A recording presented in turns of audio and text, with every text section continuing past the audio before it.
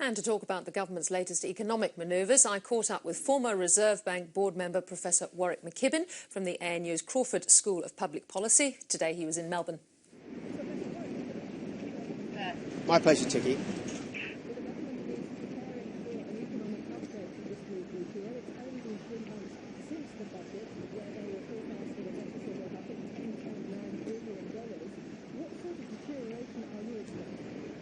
Well, there's going to definitely be a deterioration based on the change in the carbon pricing scheme. That could take $3 billion or so out of forward estimates.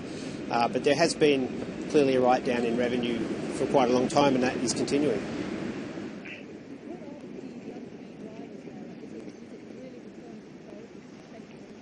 It's the terms of trade, but it's also I would imagine there's still a write-down in the corporate tax collections because of the slowdown in parts of the economy.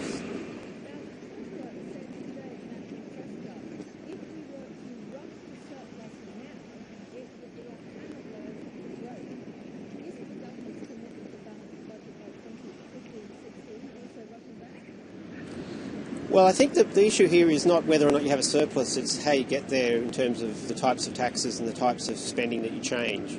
Some of the changes in the efficiency dividend to fund the change in the climate policy was actually a pretty good idea, I would argue, across the board. So if we can find those sorts of revenue changes, I think that has very little impact on the overall economy.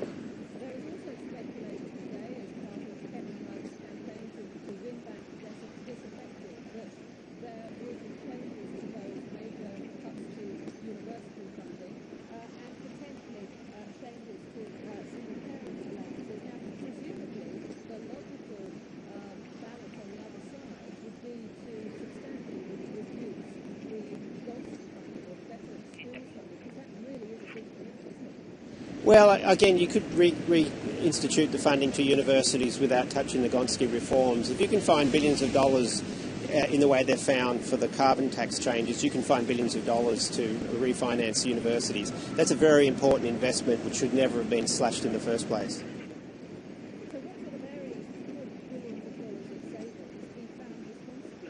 Well, in the short period we have, there's probably not very much at all, but if you did this properly, you'd look at the duplication of spending with the states, the duplication of costs across the system, the size of the public service. There's a lot of areas in which you could dig pretty deeply, but in a matter of a few weeks, it's hard to imagine, even at the rate at which this Prime Minister seems to work, that you could produce anything substantial in such a short period of time.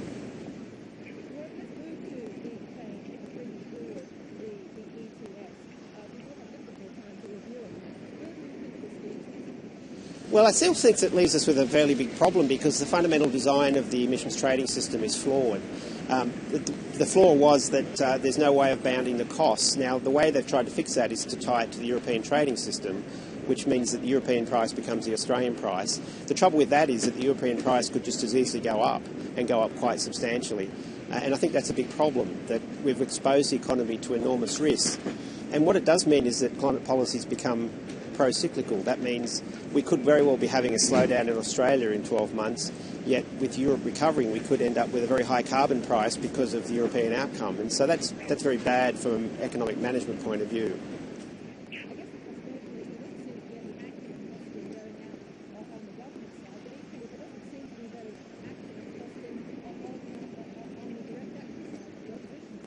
Well, that's right, and I think at the moment there's great uncertainty on both sides of those policies, and that's very bad for investment. It's very bad for confidence in the economy.